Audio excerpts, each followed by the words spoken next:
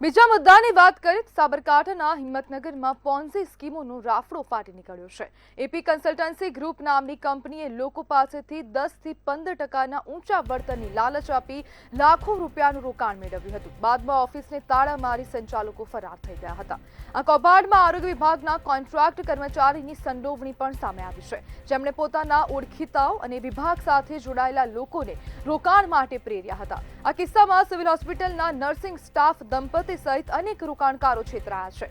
પીડિતોએ September 2025 રજૂઆત કર્યા બાદ આખરે 4 મહિના પછી પોલીસે અનિલ પરમાર સહિત 6 આરોપીઓની સામે ફરિયાદ નોંધી છે। બીઝેડ કૌભાંડ બાદ પણ પોન્ઝી સ્કીમો ફરી માથું ઊંચું કરી રહી છે। સવાલ એ છે કે પોલીસ અને તંત્ર સમયસર કાર્યવાહી કરશે કે પછી વધુ રોકાણકારો છેતરાતા રહેશે। અને વારંવાર આવી પોન્ઝી સ્કીમોની ઘટના સામે આવે છે, જેમાં હજારો લોકો કરોડો રૂપિયા અંદર ઇન્વેસ્ટ કરી રહ્યા છે અને તેના કારણે છેતરાઈ રહ્યા છે અને ઊંચા વળતરની લાલચ આપવામાં આવી રહી છે। જે લાલચના જે પોસ્ટરો છે તે વારંવાર સોશિયલ મીડિયામાં ફરતા દેખાઈ રહ્યા છે। તેના પોસ્ટરો રિક્ષાની પાછળ પણ લગાવવામાં આવે છે, છતાં પણ હવે તંત્ર દ્વારા કોઈ પણ પ્રકારનું ધ્યાન આપવામાં આવતું નથી। વારંવાર જે નાગરિકો છે તે લોકો છેતરાઈ રહ્યા છે।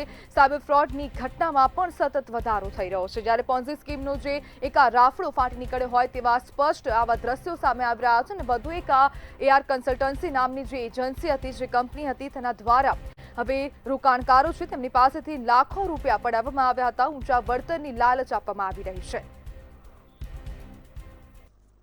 આપણી સાથે રોકાણકાર મયંક પટેલ જોડાઈ ગયા છે। મયંકભાઈ, આપ કેવી રીતે આ પોન્ઝી સ્કીમના ભોગ બન્યા? હેલો। જી મયંકભાઈ। હા, પહેલા અમારે ત્યાં મળવા આવતા પછી અમને આવી લાલચનું એમને બધું બતાવ્યું એમને અને કીધું કે 5 થી 10% તમને વળતર મળશે આનું, અને તમે આ બધું ઇન્વેસ્ટમેન્ટ કરાવો।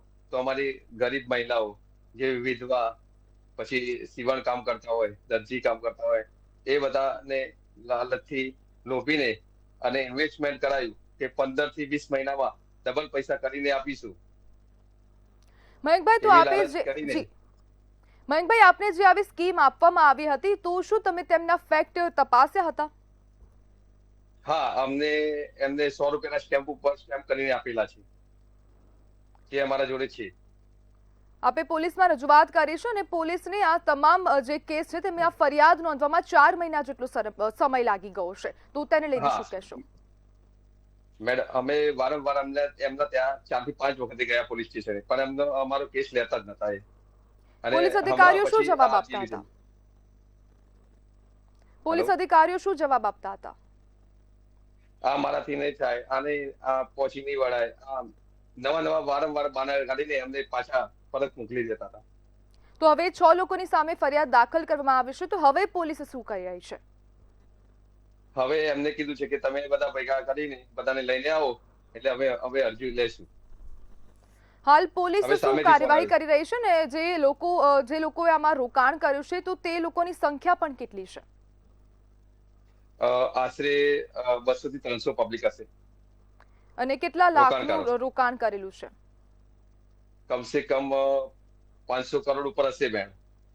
આપ રોકાણકારોને આપ શું સલાહ આપશો? કારણ કે જે લોકોએ આમાં રોકાણ કર્યું છે તે લોકો વારંવાર છેતરાઈ રહ્યા છે અને તે લોકો આ પોન્ઝી સ્કીમનો ભોગ બન્યા છે।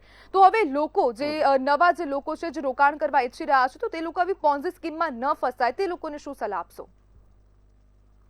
એમને મારે આજે પણ વાતો થઈ છે અને કાલે પણ મીટિંગ કરવાના છે અમે, અને બધાને જાગૃત કરીને હવે બધાને લઈને પોલીસ સ્ટેશનમાં ફરિયાદ તો એનો કરીશું 2 દિવસમાં, બધા ભેગા થઈને। જી બિલકુલ મયંકભાઈ, જોડાવા બદલ આપનો આભાર।